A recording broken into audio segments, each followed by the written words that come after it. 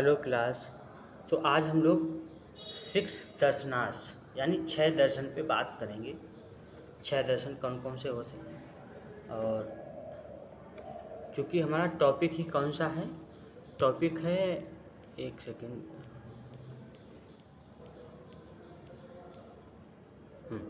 Contemporary Indian philosophy, षट दर्शन। तो Indian philosophy मतलब आधुनिक समय की इंडियन फिलोसफी, और षट दर्शन, छह दर्शन कौन कौन से हैं जो भारतीय सिक्स इंडियन फिलोसफी हैं, और similarity of shat darshan and yoga. तो अभी हम लोग षट दर्शन पढ़ेंगे, छह दर्शन, six philosophy. The six darshanas are philosophical system or school of thought that take their authority from the Vedas। छह दर्शन ऐसी दार्शनिक प्रणालियाँ या विचारधाराएँ हैं जो वेदों से अपनी मान्यता रखती हैं। किससे? वेदों से अपनी मान्यता रखती हैं। कौन? छह दर्शन। ये किससे जुड़ी हुई है? वेदों से जुड़ी हुई है।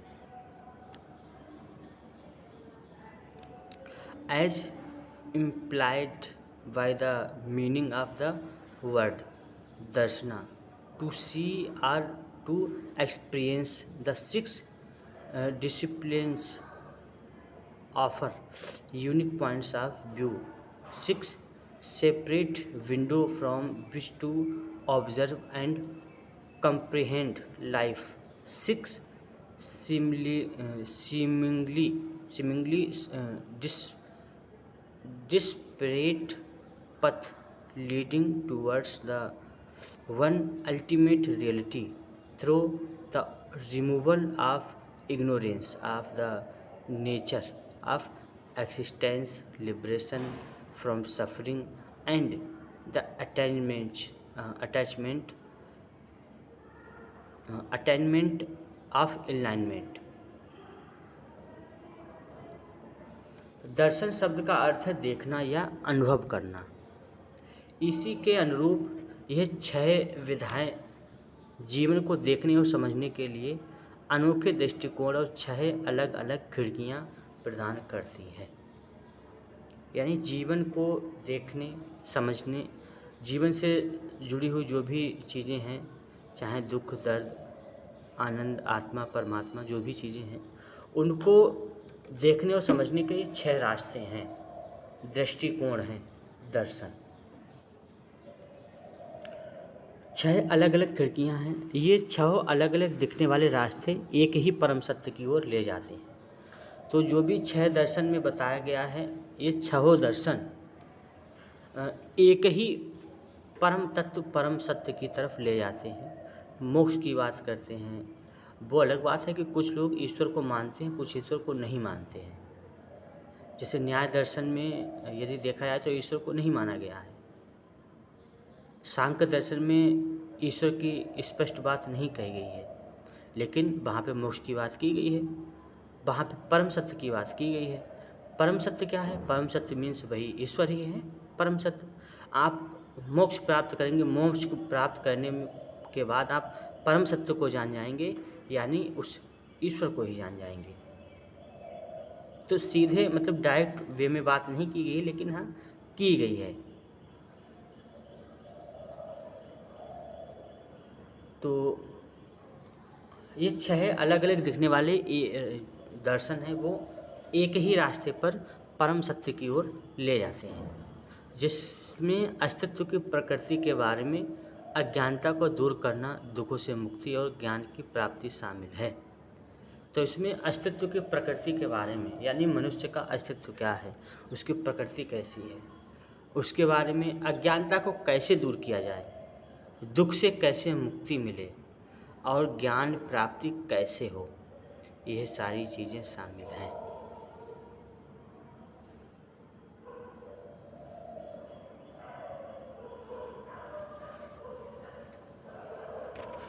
तो अज्ञानता को दूर करने, दुख को दूर करने, ज्ञान प्राप्ति के छह अलग अलग रास्ते बताए गए हैं। Each darshan is scientific in approach with the doctrine based on logic and critical arguments. हर दर्शन का दृष्टिकोण वैज्ञानिक है। हर दर्शन का दृष्टिकोण वैज्ञानिक है।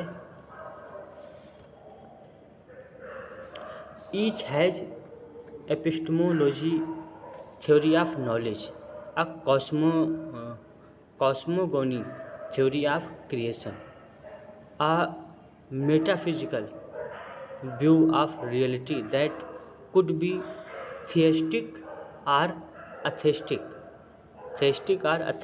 a strong ethical framework, and tools to validate and substantiate the system. हर दर्शन में ज्ञान मीमांसा, थ्योरी ऑफ नॉलेज, एपिस्टेमोलॉजी, सृष्टि का सिद्धांत जिसको कॉस्मोगोलॉजी कहते हैं, और सृष्टि का सिद्धांत यानी ब्रह्मांड की उत्पत्ति का सिद्धांत, वास्तविकता का आध्यात्मिक दृष्टिकोण यानी जो सत्य है उसका आध्यात्मिक दृष्टिकोण, जो नास्तिक या आस्तिक हो सकता है, एक मजबूत नैतिक ढांचा और प्रणाली को प्रमाणित व पुष्ट करने के साधन शामिल हैं।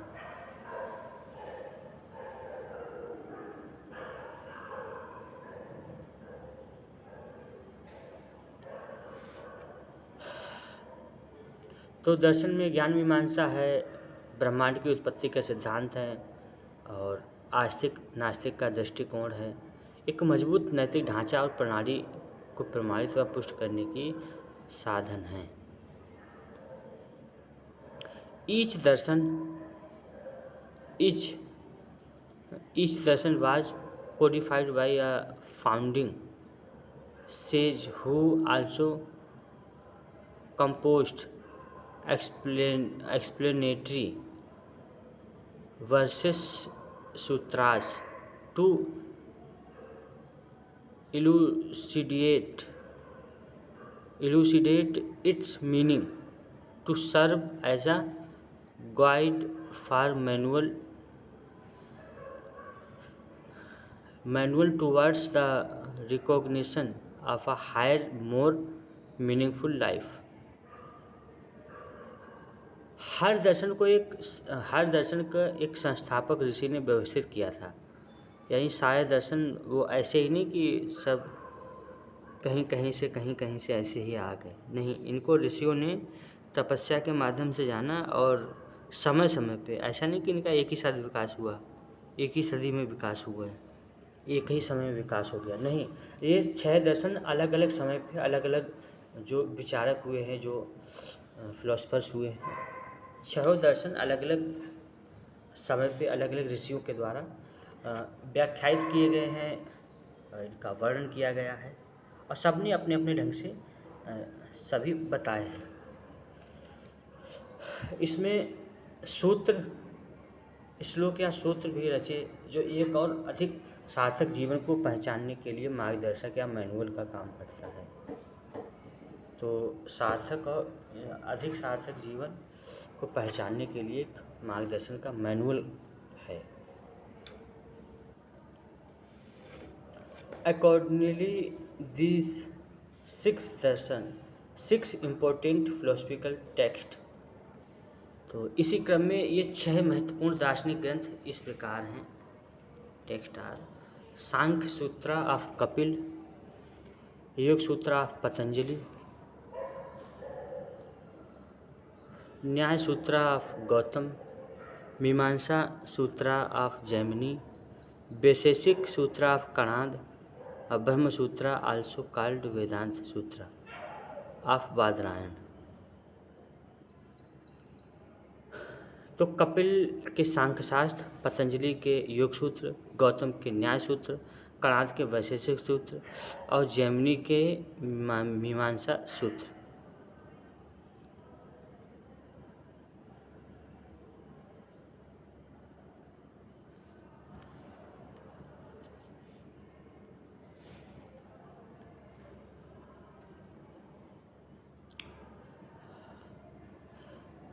The word sutra means thread or string, implying that they wind together in written from a previously और ओरल ट्रेडिशन। सूत्र शब्द का अर्थ है धागा या डोरी।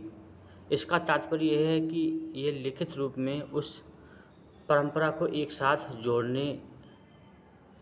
जोड़ते हैं जो पहले मौखिक रूप से भी शामिल थी।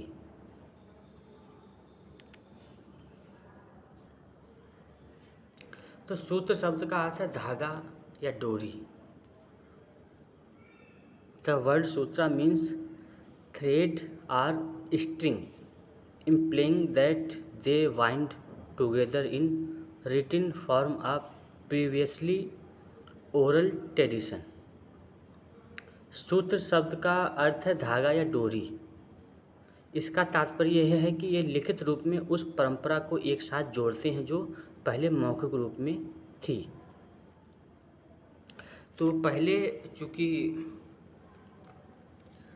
कागज़ था नहीं, तो ये जो इसके सूत्र हैं, जैसे सांख्य के श्लोक हैं, पतंजलि के योग सूत्र हैं, न्याय सूत्र हैं, वैशेषिक के सूत्र हैं, मीमांसा सूत्र हैं, जितने भी सूत्र हैं,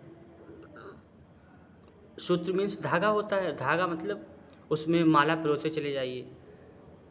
तो ऐसे ये छोटे छोटे सूत्र पहले याद किए जाते मौखिक रूप से, फिर बाद में ये लिखे जाने लगे। तो ये एक के बाद एक, एक के बाद एक जुड़े हुए हैं, और ऐसे जुड़े हुए हैं यदि एक सूत्र को पढ़ने के बाद आप दूसरा सोचिए, दूसरा स्किप करके तीसरा पढ़ लें, तब आप फिर समझ भी नहीं पाएंगे। ये ऐसे आपस में जुड़े हुए सूत्र हैं। ठीक है, तो इसीलिए इनको सूत्र कहा गया है। ये जो इसमें श्लोक वगैरह हैं, इनको सूत्र कहा गया है। More precisely the sutras were first written on leaves which were then bound together with string. सरल शब्दों में कहें तो सूत्र सबसे पहले पत्तों पर लिखे गए थे और फिर उन्हें धागे से एक साथ बांधा गया। ये भी मतलब समझ सकते हैं कि पहले पत्तों पर लिखे गया, फिर उनको धागों से बांधा गया। धागे से इसके बाद कौन सा सूत्र आएगा, इसके बाद कौन सा सूत्र आएगा। जैसे पतंजलि योग सूत्र में अतियोगानुशासनम योगस्य चित्तवृत्ति निरोधा तदा दुष्टु स्वरूप अवस्थानम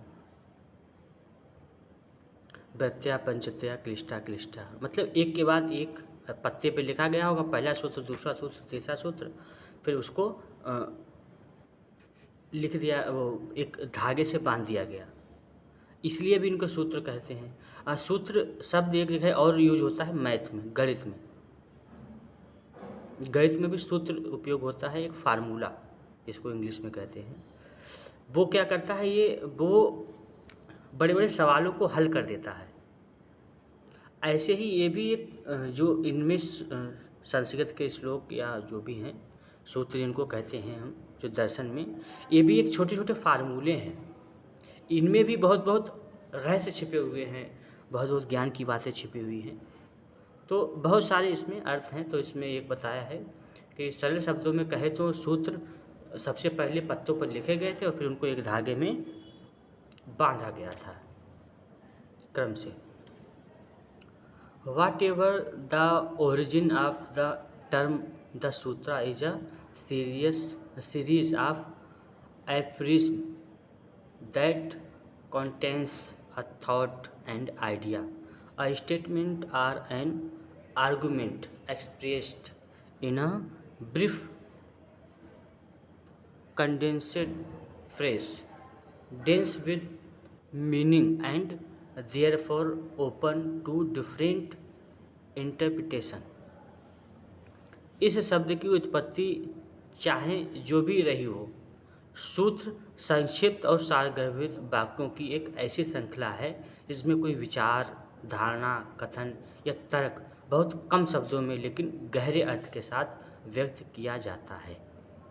तो यहाँ पे क्या बताया, चाहे सूत्र शब्द की उत्पत्ति जैसे भी हुई हो, लेकिन यहाँ पे जो सूत्र बताया गया है, सूत्र मीन्स संक्षिप्त, सारगर्भित वाक्यों की एक ऐसी श्रृंखला जिसमें कोई विचार है, धारणा है, कथन है, बहुत कम शब्दों में कही गई। यानी बहुत कम सूत्र क्या हैं, सूत्र मीन्स बहुत बड़ी बात को बहुत कम शब्दों में, सटीक शब्दों में कह देना सूत्र है। जैसे पतंजलि योग सूत्र का अथ योगा अनुशासनम पहला सूत्र है। अब ये जो व्याख्याकार कहते हैं कि अथ योगा अनुशासनम, यानी अब हम अनुशासन पूर्वक योग प्रारंभ करते हैं। कहने को तो ये बहुत छोटा 2 ही शब्द हैं, अथ योग अनुशासन 3 शब्द हैं इसमें। अब अनुशासन पूर्वक योग शुरू करते हैं, इस पे ही पूरा एक व्याख्यान हो जाएगा। अनुशासन पूर्वक योग शुरू करते हैं। योग की पहली शर्त ही है अनुशासन। अनुशासन के बिना योग नहीं कर सकते हैं। अनुशासन होगा तभी आप योग कर पाएंगे, तभी आप समाधि और आगे की अवस्थाओं को प्राप्त कर पाएंगे। इसे तमाम तरह की इसकी व्याख्या करते चले आइए और आगे बढ़ते चले आइए, व्याख्या इसकी कम नहीं होगी। तो कम शब्दों में कही गई बातें ही जिनका बहुत विस्तार हो सकता है, तो वही क्या है, सूत्र है। For this reason the darshan have traditionally required scholarly attention to be unveiled in contrast to the Indian epics which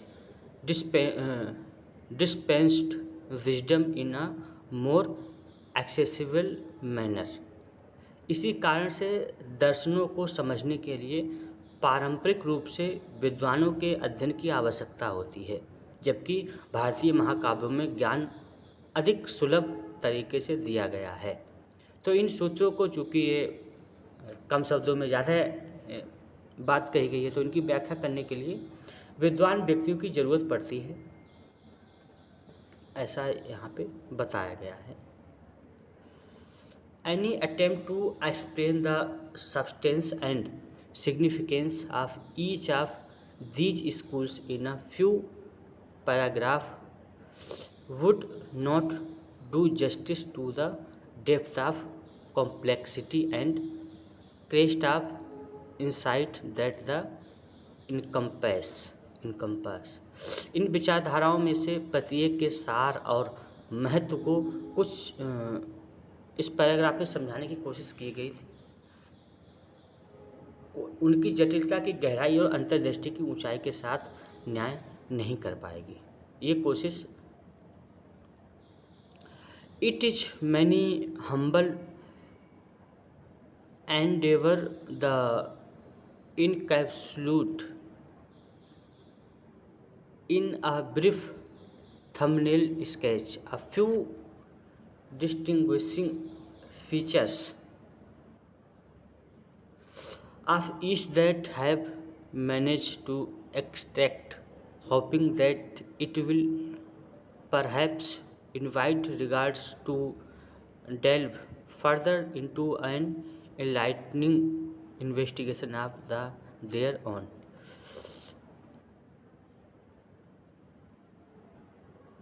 मेरी विनम्र कोशिश है कि मैं हर एक की कुछ खास विशेषताओं को संक्षेप में बताऊं, ताकि पाठक खुद इसके बारे में और गहराई से जानने की ओर प्रेषित हो, अग्रसित हो।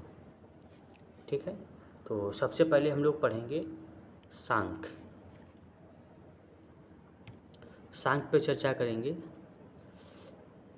सांख्य दर्शन जो कि महर्षि कपिल ने बताया है, इसके बारे में। Reflection is to be aware of what one know और what one does not know. चिंतन का अर्थ है यह जानना कि हम क्या जानते हैं या क्या नहीं जानते हैं। चिंतन, हम क्या जानते हैं, क्या नहीं जानते हैं, यही जानना ही चिंतन, तो इसी का चिंतन करते हैं हम लोग।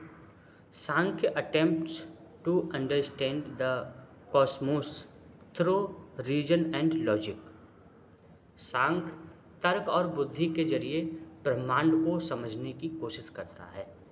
सांख्य तर्क और बुद्धि के जरिए ब्रह्मांड को समझने की कोशिश करता है। One of the it's main threads in unity and the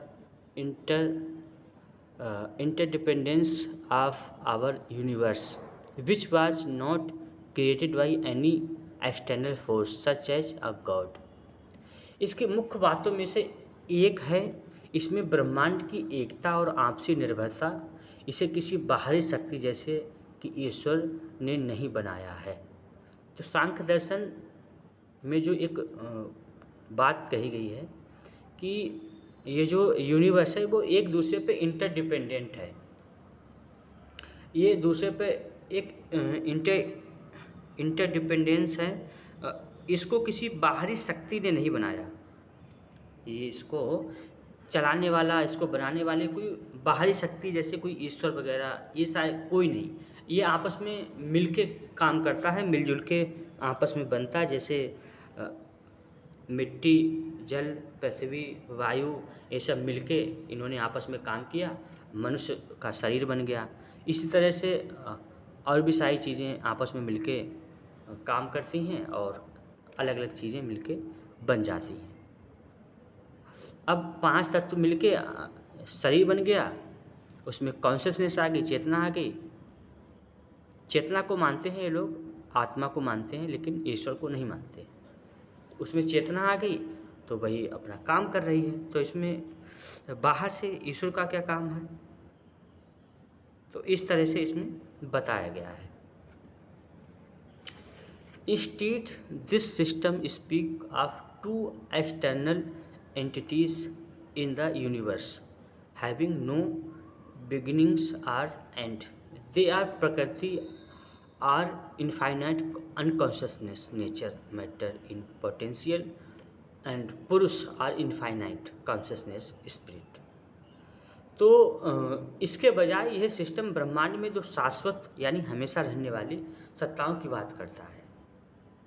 मतलब ये ईश्वर या गॉड की बात ना करके ये बताता है कि इस ब्रह्मांड में 2 सत्ताएं रहती हैं, जो शाश्वत सत्ताएं हैं, जो इस ब्रह्मांड में हमेशा रहती हैं, जिनकी ना कोई शुरुआत है और ना ही कोई अंत है।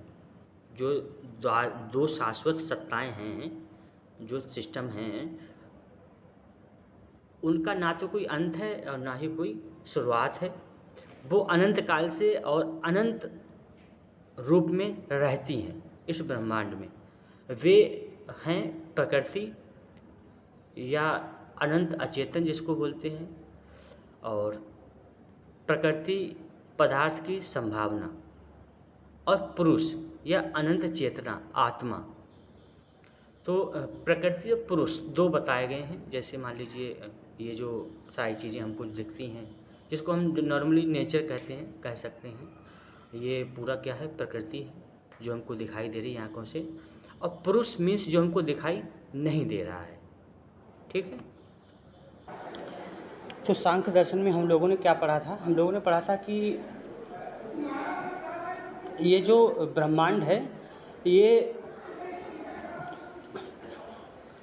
किसी ईश्वर के माध्यम से नहीं चल रहा है। ये 2 शाश्वत सत्ताएं हैं जो हमेशा बनी रहती हैं, एक प्रकृति है और एक पुरुष है। इसके माध्यम से ये संसार चल रहा है, प्रकृति चल रही है।